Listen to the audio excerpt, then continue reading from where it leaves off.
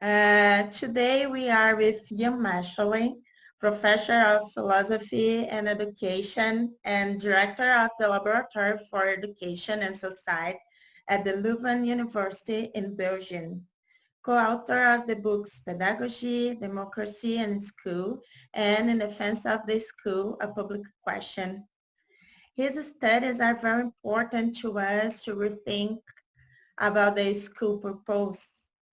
Thinking about it, today I'd like to hear you talking about the school and the free time to meeting of knowledge. Consider this part of your book, In Defense of the School, A Public Question. Reinventing school comes down to find concrete ways in today's world to provide free time and to bring young people together around a common thing. That is something that appears in the world that is made available to a new generation. Could you tell us a little bit about this reflection? Thank you very much.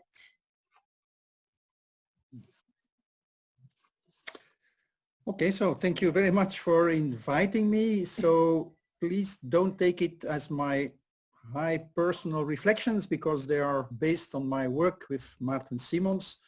Just as the book itself, In Defense of the School, was a joint book with Maarten Simons. Also, maybe important to say that what we wanted to develop is not the image of an ideal school, but is something like a touchstone. So to try to find out what makes a school into a school. And we wanted to say that the school is not just referring to the building or to the institution, although maybe what happens today might also make us more aware of the material and physical conditions of making school. So maybe today it becomes clear that we also need physical conditions to make and material conditions to make school. But so school is not, first of all, referring to a building, but it is referring to a set of operations, of arrangements of bodies and something of the world to bring them together to create a condition or certain conditions for a very particular mode of learning. There are many kinds and many modes of learning. But the scholastic mode is a very particular one.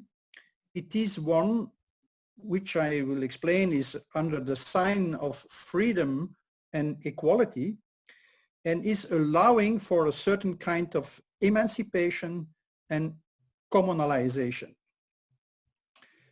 Also, I have to say before I try to develop this a little bit that you could say today already many schools are in fact deschooled already, or not really operating as schools.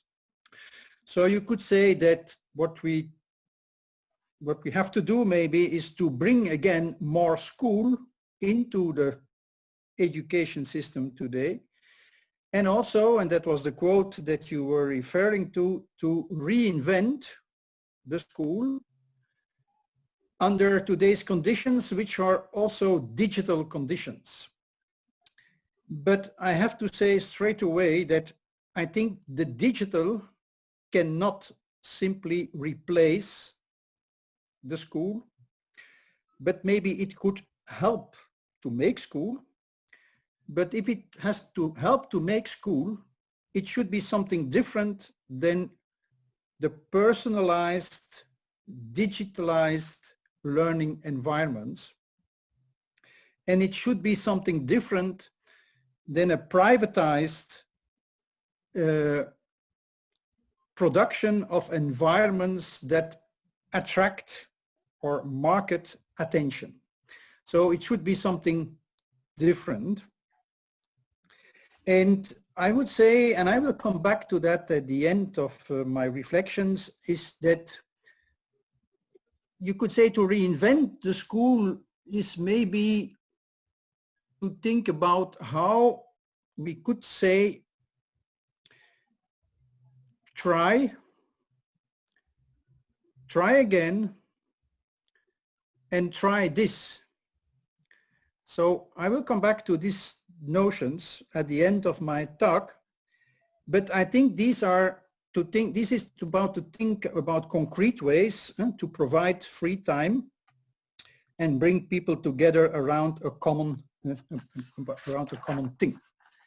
So let me say first something about what do we mean by free time. So free time is not the time of maturation or of natural development, but so that is a kind of natural development means there is something that is given and that then develops. So it is a kind of natural pre-given development, but that the free time is precisely a time of a possible deviation of the natural development. That the free time is not the time of production. So that means it is not a time that is defined by the outcome. And so that we don't have to think about education starting from the outcome. So it is not production time, it is not time of production. But very simply said, you could say it is the time of free time, is the time of exercise and study. And it is maybe interesting to refer to Maria Montessori, who said that the time of the school is the time of work. So it is a kind of work. It is a kind of work that you do. It is a work that allows the experience of being able. And so the experience of being able means it is the experience of a certain freedom which is not the freedom of choice. It's not the freedom of choice, but is the freedom of being able to begin with something of the world. I will come back to that. And it is the experience of an equality in being able. So it is time for exercise and study. It is time, you could say, for renewal. And renewal at the level of the individual, but also renewal at the level of society. And when we say that it is a time for renewal, then it means that it is a certain interruption in the linear time. Yes? It is a time where the forces of the past and the forces of the context, which can be the social or the political or whatever context, do not define and predetermine the future. So it is work, so and it is a time where forces of the past or of the context do not define or predefine the future. And so hence the work that is done in school is work on the self and work on the world, on both elements, so the world or the society and on the self. And it is a kind of time that is created by the assumption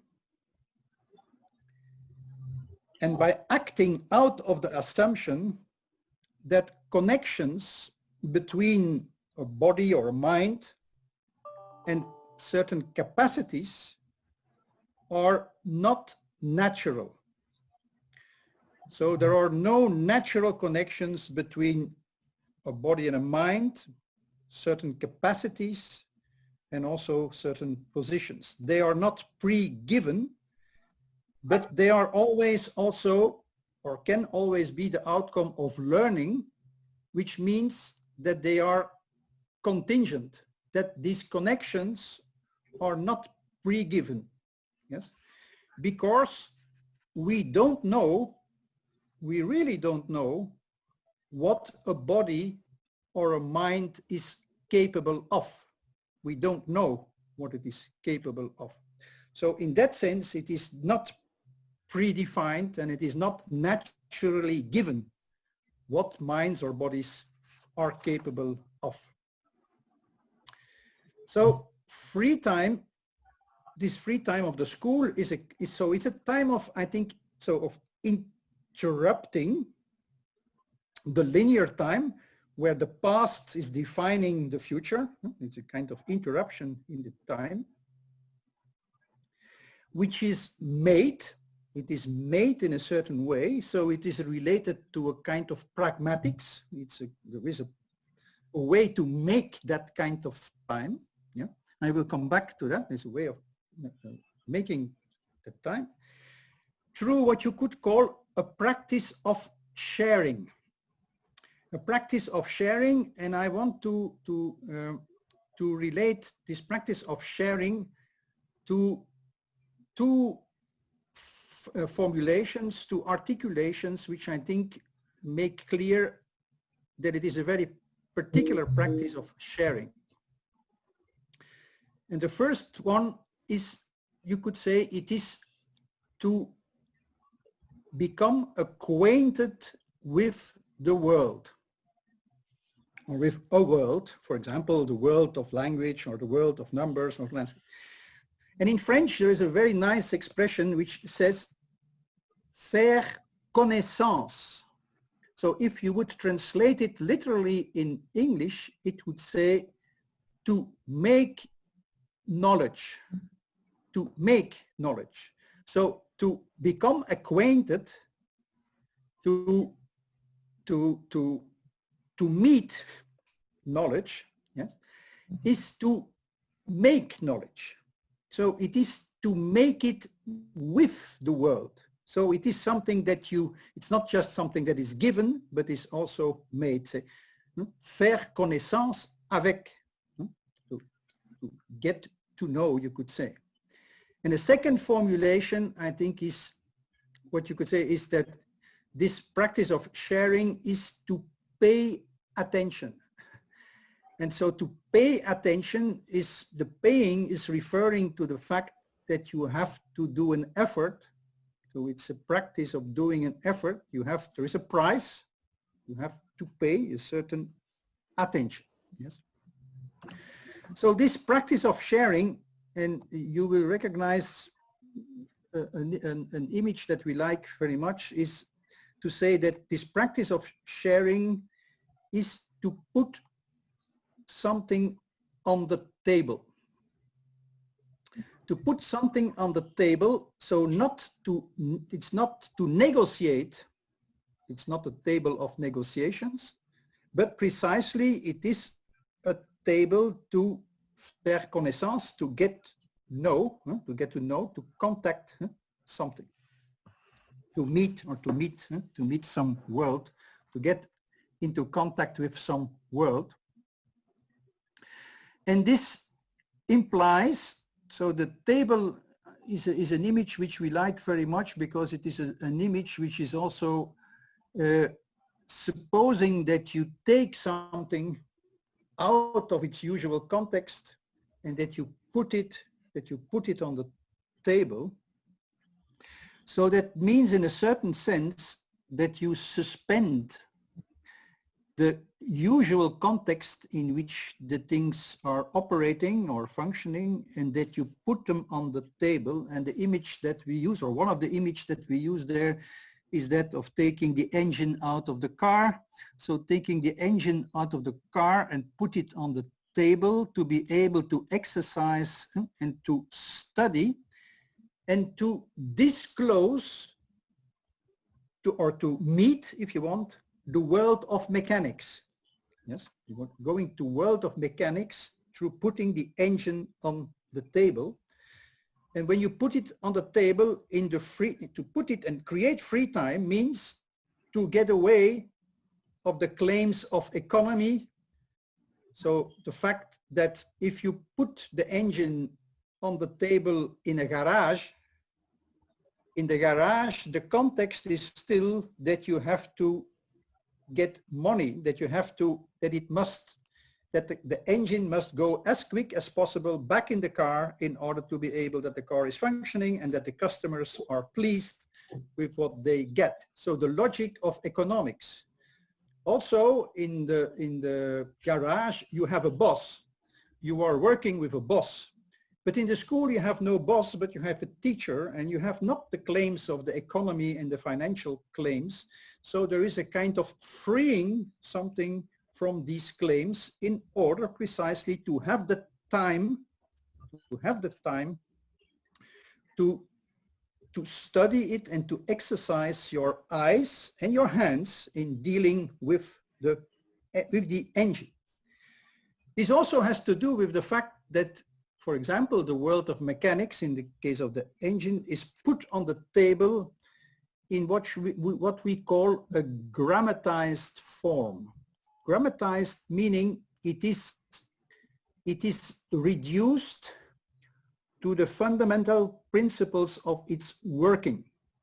So you have a kind of, you get the grammar of the world of mechanics, or you get the grammar of the world of language, or whatever. So it's a kind of grammatized way.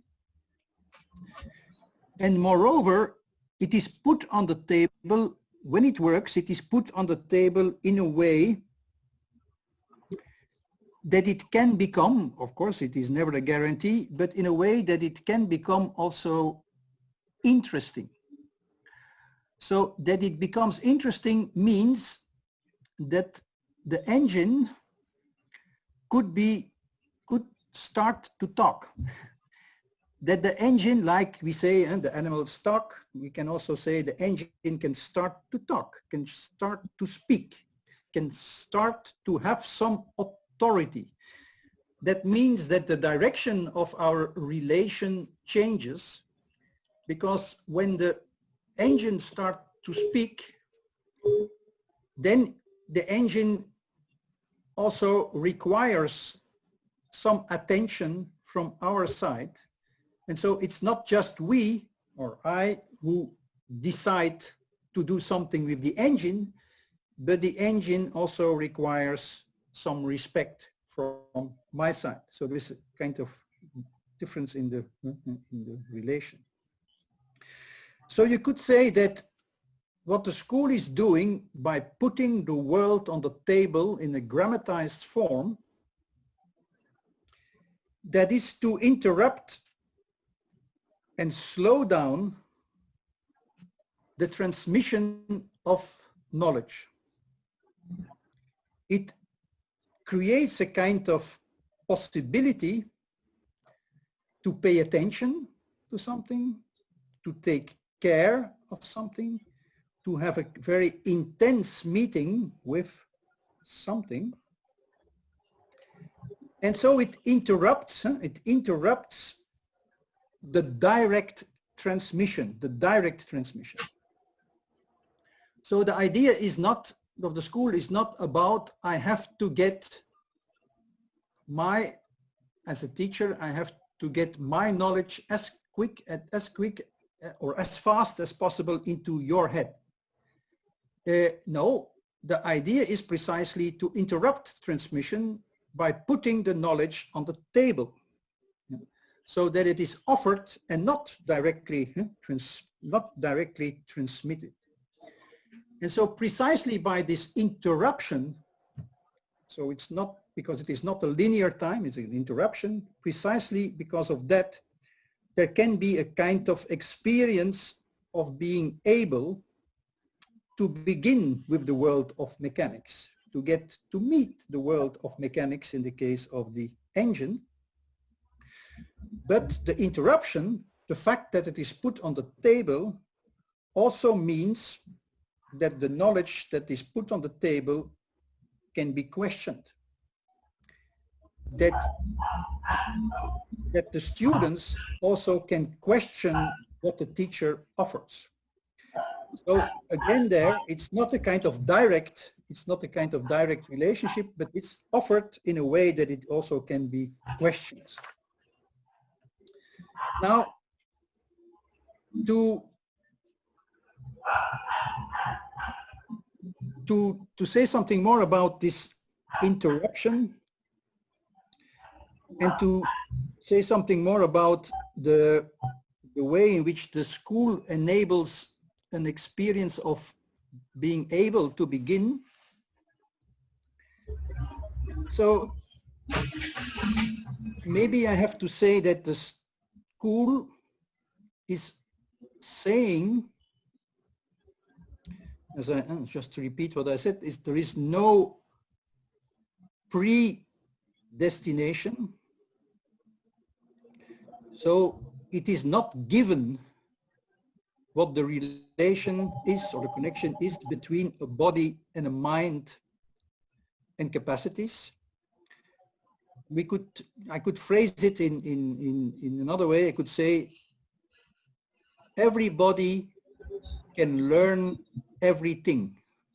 So the school is saying everybody can learn everything. What does it mean? It means it is not predefined what a body can learn or a mind can learn, and it is not predefined what it has to learn. So it is not given, it is not pre-given, it is always made. The connection is always made. So it means that the past and the context is not defining what you are becoming. So everybody can learn everything. And it is also saying our children are not our children. Meaning at school, it are not the fathers and the mothers, it is not the family that is defining the future. It is not the family, it is not the small family, it's not the father and the mother, but it is also not the big family, the nation. So you are not son or daughter, but you are at school, you are also not a citizen or an employee. At school, you are exactly a student or a pupil. So not son or daughter, not a citizen, not an employee. And a student means that you have the possibility to give shape to your own future, to contribute to shape your own future, which is not predefined by society and not predefined by the family. So our children are not our children. Everybody can learn everything. And the school is, so that is what the school is saying. The school is also saying, take care. So pay attention. So what is put on the table is offered in a way that you can take it, but it is also offered in a way that it can start to speak, if it works. And that there is also said, so this is interesting, but also take care of it. Pay attention to, take care of it. And so this is, I think, what the free time and the free time is making possible. But how is this free time made? And I would here come back briefly to this. The free time is made in different ways. It is related to all kinds of arrangements which have to do with the material, the spatial context, and so on. But there is also one thing I wanted to point at, is what you could call a particular phrasing or a particular school talk, if you want, that is expressing, that is articulating these beliefs that our children are not our children and everybody can learn everything. And so it is here that I would like to come back to this notion, or to these words that I think are often said in the school, which is try again, and try also this. So try is a very banal sentence. But when you actually say it, then it is actually say it in a context, then it also generates a transformation in the time, the space, the matter. And I would like to make a comparison which Martin Simons made based on the work of Bruno Latour, who said, if you take the phrase, I love you, yes, it's also a very banal sentence. It's not very original. It is said throughout. But if I actually say it to somebody in a concrete situation, then this sentence changes the time and the space. If I say to somebody, really, I say, I love you, then I change the space because I am saying I was far away, but now I'm near to you. I love you. And I also change the time because when I say this, it offers the possibility of a new time to begin, the time of our love, which is a new beginning, which also changes the past because it makes us think different about the past. So this sentence is transforming time and space. Yes. So in the same way, you can think about this very simple and banal words, try. Yes. Try creates an experience of freedom, of equality, and creates also the experience of the existence of a common world. And I will just say a few things about it and then stop because I will be too late. Maybe. No. So the first is so to try.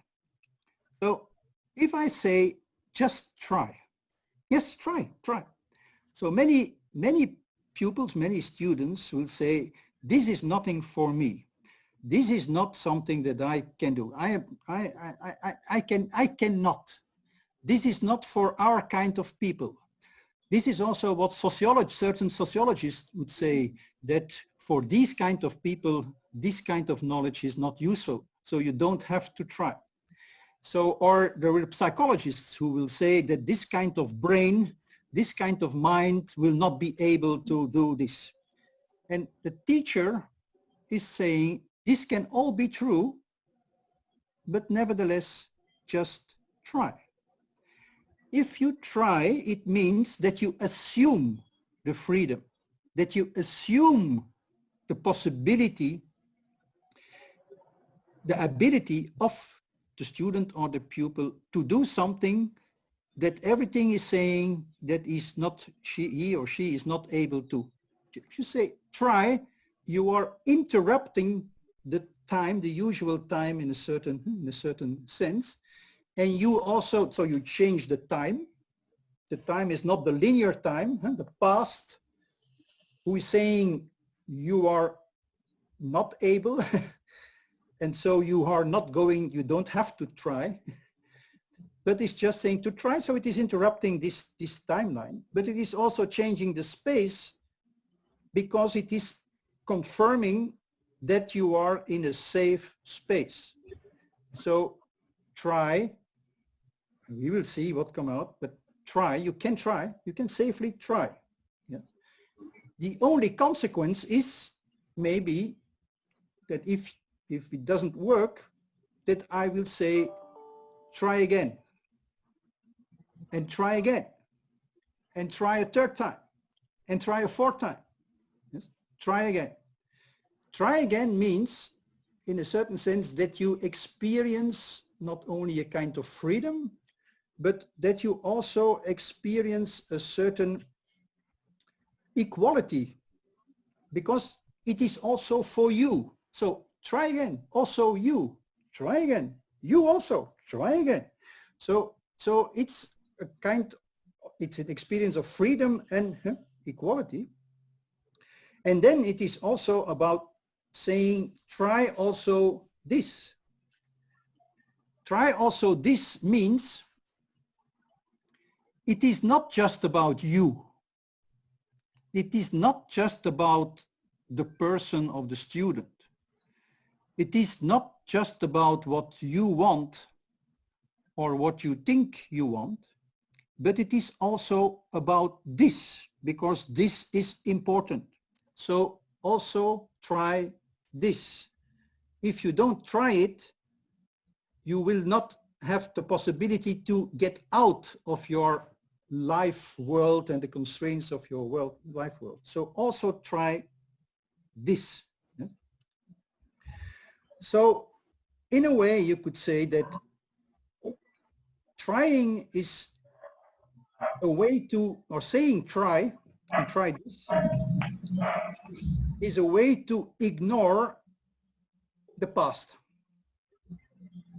Is a way to ignore all the personal characteristics and the past performances that define you in a certain way.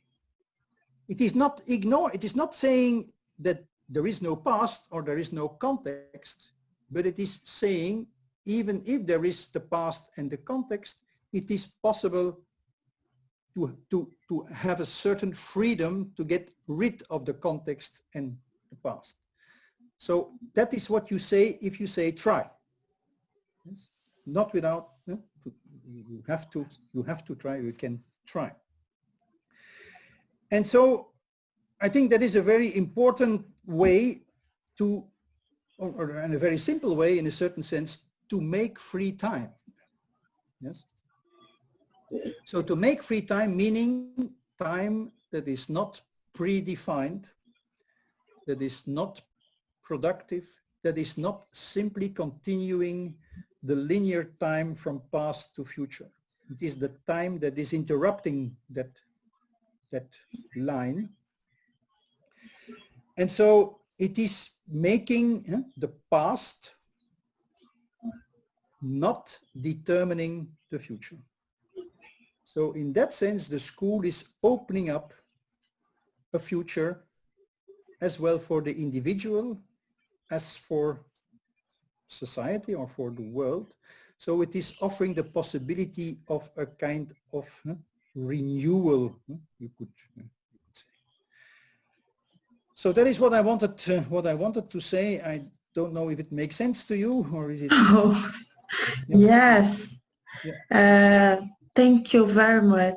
It was so important to hear you in this time, especially in this time when you need to remember about the school purpose. It was so important to me, and I know for the others to hear you and to think about the chance, the time and the space, and to create the space to think about it with students and to transform and to making the knowledge together.